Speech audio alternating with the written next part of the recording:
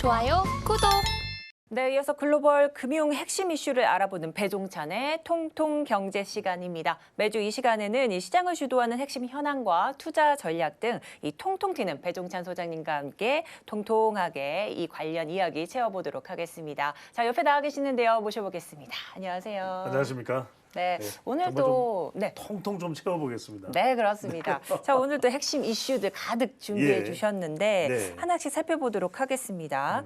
자, 이제 블룸버그 통신이요. 오는 4월 윤석열 대통령의 국빈 자격 방미 가능성을 좀 보도한 바 있죠. 네. 만약에 이 일이 성사가 된다면 이 바이든 대통령 취임 이후 국빈으로 미국을 방문한 이 대통령, 이 프랑스 마크롱 대통령에 이어서는 두 그렇죠. 번째입니다. 그러니까 바이든 대통령이 임기가 시작한 이후에 미국을 국빈으로 방문하는 것이 이제 윤석열 대통령이 이제 국빈 방문이 된다면 4월에 방문하는 그렇죠. 이제 두 번째가 되는 거죠. 네, 그래서 네. 마크롱 대통령 이후에는 두 번째 대통령으로 지금 방미가 이루어지겠고 예. 또 우리나라 입장에서는 2011년 이명박 전 대통령 이후에 12년 만에 일이 되는 건데요. 그렇죠. 자, 이제 앞서 여러 가지 좀 아랍에미리트 뭐 이런 외교 무대에서 일궈낸 경제 외교 성과도 있지 않습니까? 예. 그 이후에 이번에도 좀 이러한 성과들을 좀 기대해 볼 수 있을지 궁금한데요. 그렇죠. 우선 이것부터 이제 설명을 드려야 될 것 같아요. 우리가 이제 여러분들이 어떤 지식을 또 충전한다는 의미에서 우리 서울경제TV를 통해서 많은 분들이 그냥 외국 정상이 뭐 미국을 방문하든 또는 뭐 유럽을 방문하든 여러 방문이 있는데 국빈 방문이 중요한 거예요.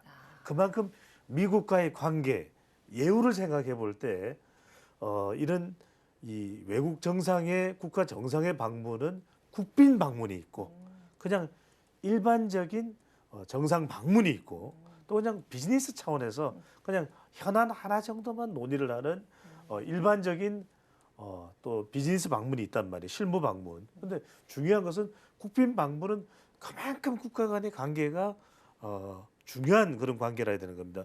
미국과 한국과의 관계, 특히 이제 올해는 우리가 한미 동맹이 이제 70주년이 되는 해예요. 그만큼 이제 이 역사적인 의미도 있는 것이고, 그러니까 국빈 방문을 하면 뭐가 달라지냐? 우리가 핵심적인 걸 보면 의장대 사열이 있죠.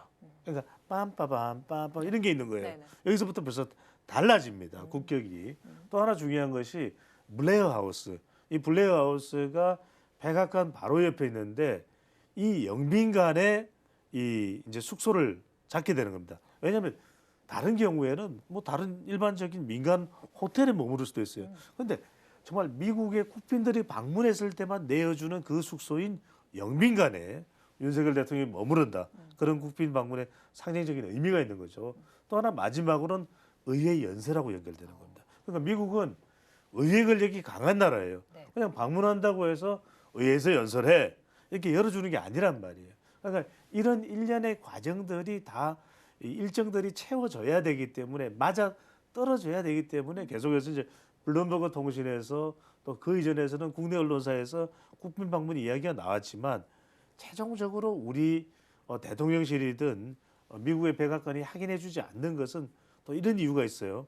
바이든 대통령이 좀 고령이에요. 그리고 미국이 대체적으로 일정이 3, 4, 5월이 바빠. 그러다 보니까 이제 이게 일정을 미리 딱 하고 떡하니 결정을 해놓기가 쉽지 않단 말이에요. 그러다 보니까 이제 조금 미국도 확인을 좀 더 구체화된 다음에 확정이 된 다음에 해주겠다. 우리 대통령도 그런데 그게 확정적이에요. 확정적이고 그만큼 이런 관계가 중요하다. 또 하나는 이제 미국에 이제 방문하는 정상들은 많아요. 1년에 뭐 수십 명 될 텐데 그 중에서 국빈 방문은 뭐 많아야 이제 한두 명 정도입니다. 그 중에 한 명이 이제 윤석열 대통령이고 아마 하반기에는 인도의 이제 모디 총리가 미국을 방문하면 이제 국빈 방문이 예상되고 있는데 그만큼 이런 상징적인 의미가 큰데 여기서 이제 중요한 건 뭐냐면 우리가 역대도 대통령들이 미국 방문을 많이 합니다. 1954년에 이승만 대통령이시죠. 우리 대한민국이 이런 그 이승만 대통령 또 성대모사를 하게 되네요. 그다음에 박정희 대통령 다 역대 방문을 했는데 이명박 대통령이나 김대중 대통령은 미국을 방문했을 때 좀 성격이 다르긴 했어요. 국빈 방문을 했을 때. 근데 이제 그때 이 김대중 대통령이 방문을 했을 때도 그렇고 이명박 대통령이 방문했을 때는 조금 성격이 달랐던 게 안보도 있지만 약간 경제 이야기를 했단 말이에요. 근데 이번에 윤석열 대통령이 방문하는 것은 상당히 경제적인 이야기를 많이 하게 됩니다. 그래서 이게 중요한 거예요. 그러니까 우리가 역대 정말 폐허가 됐던 그 대한민국 전쟁 이후에 그 다 쓰러져가는 나라에 우리가 원조 외교를 통해서 나라가 정말 70년대, 90년대 이제는 K컬처, 이 K 콘텐츠를 전 세계 팔방에 퍼뜨리는 경쟁력 있는 국가가 됐죠. 아니 대한민국의 경쟁력이 얼마 전에 우리 발표된 무역협회의 자료에 따르면 올해 지난해죠. 지난해 올해 이어서 일본하고 거의 수출량이 맞먹을 수 있다 이런 얘기 나와요. 그 이야기는 정말 괄목상대한 것이고 그런 연장선상에서 바이든 대통령이 지난해 방문했을 때도 사실 DMZ를 안 갔단 말이에요. 네. 그 이야기는 경제다 이제 한국의 중요성이 안보를 떠나서 이제는 경제예요. 그러면 윤석열 대통령도 이번에 방문했을 때 미국과의 관계가 경제인데 여러분들이 우리가 통통 경제가 중요한 거자 중동은 우리 성장에 제도약하는 우리 한국 경제가 한 단계 더 올라가는데 플랫폼이 됩니다. 네. 자 미국하고의 기회는 뭐냐? 우리의 첨단 기술력이 더 솟구치는 데 있어서의 하나의 또 협력 상대 파트너십이 되는 것이 바로 미국이라는 점. 네. 이 부분을 여러분들이 잘 머릿속에 넣어두실 필요가 있겠습니다. 네, 이 정상들의 여러 방문 형태가 있지만 이번 좀 성사가 된다면 국빈 방문이라는 좀 상징적 의미가 큰 방문이 되겠다 이렇게 말씀해 주셨고요. 이번은 좀 경제적인 부분 논의가 좀 많을 것으로 기대된다 이렇게 풀이를 예. 해 주셨습니다. 자, 이제 앞서 한미 동맹 70주년이다 이런 그렇죠. 말씀을 좀 해 주셨는데 이 양국 정상들 만남을 통해서 또 어떤 좀 이야기들이 좀 풀어 나가질지 좀 귀추가 주목되는데 앞서 두 정상이 지난해 5월에 1차 정상회담을 좀 마쳤습니다. 그렇죠. 그런 상황이지만 현재 이 바이든 대통령 입장에서는 내년 미 대선을 좀 앞두고 어떠한 핵심 이익을 조금 취할 수 있지 않을까 이렇게 좀 노려보고 있을 것 같은데 네. 현재 좀 어떤 내용들이 주요 의제가 될지 궁금한데요. 굉장히 중요한 얘기였어요. 네. 지난해 5월 달에 네네. 대통령이 5월 10일 취임하자마자 바로 한국을 방문했던 것이 바이든 대통령이어서 네네. 기억나실 거예요. 그때 한국을 방문하자마자 어디를 갔습니까? 삼성 평택공장을 갔죠. 그렇죠. 이 반도체입니다. 그러니까 지금 2차 정상회담이죠. 이번에 또 국빈 방문으로 우리가 예상을 하고 있고. 근데 이 내용을 한번 쭉 우리가 준비된 자료가 있으니까 보실 텐데 제가 경제를 말씀드리는 것은 네. 심지어는 안보 외교 속에서도 경제가 꿈틀거리고 있다. 국방 외교인데 지금 확장 억제 실행력 강화가 뭐냐면은 이 대북 대응입니다. 대북 대응을 이 미국의 전술 자산, 핵 자산, 전략 자산까지 동원해서 우리가 공동 대응을 하고 있는 것이 바로 이 핵 확장 억제고.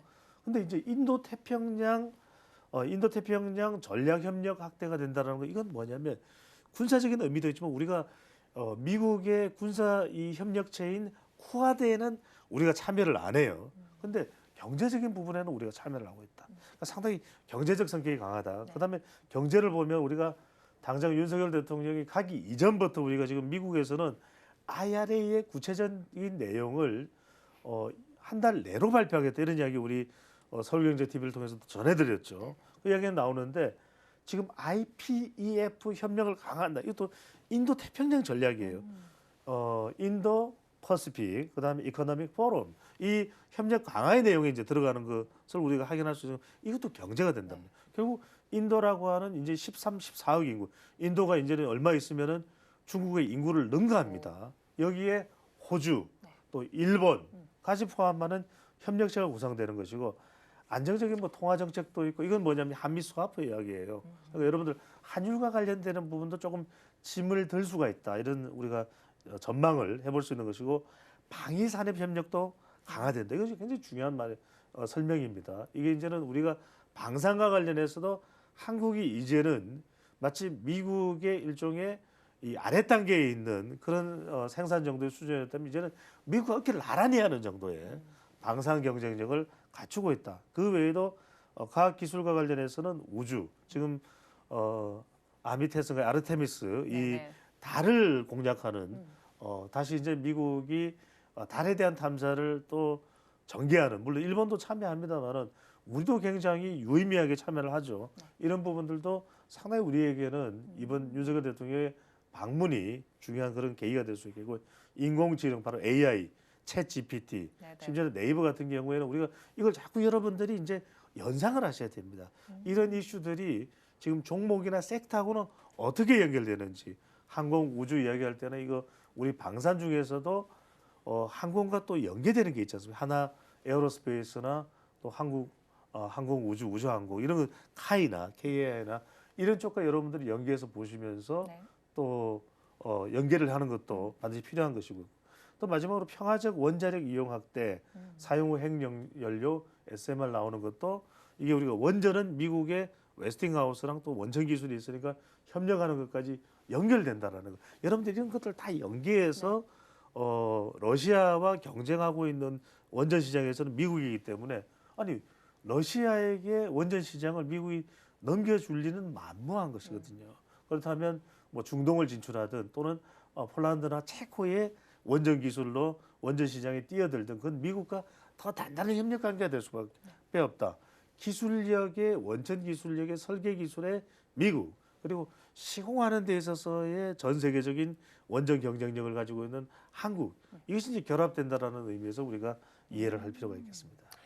네, 이렇게 해서 계속 좀 설명을 해주시고 있는데 한편 이 대통령실에 조금 좀 의견들이 있습니다. 이번 이 미 국빈 방문이 만약에 이루어질 경우에 또 이 윤 대통령 일론 머스크와도 면담이 좀 추진 네. 중이다. 네, 이런 좀 소식이 있습니다. 자, 이런 만남이 좀 성사가 된다면 이 기가 팩토리 한국 유치에 좀 중요한 분기점이 좀 될 것 같은데요. 그렇죠. 우선 이건 좀 스토리를 여러분들이 아셔야 돼요. 네. 이런 스토리까지 여러분들이 아셔야 좀 우리가 좀 더 풍성하게 여러분들이 이해를 하실 수가 그렇죠. 있는데, 결국 일론 머스크의 만남이라는 것은 여러분들 뭐와 연계될 수가 있냐? 지금 당장 뭐 2차 전지, 또 전기 자동차, 또 그 이외에 우리가 니켈, 리튬까지 여러분들 되어야 됩니다. 네네. 그게 이제 배터리에 들어가는 어떤 원료와 관련된 산업이 우리가 영역이 될 수가 있는 것이고요.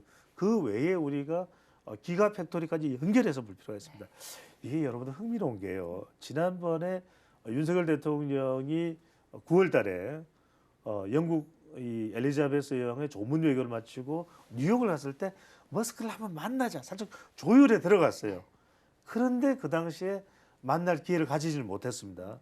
그리고 나서 이제 뭐 화상으로 회의를 한 적도 있죠.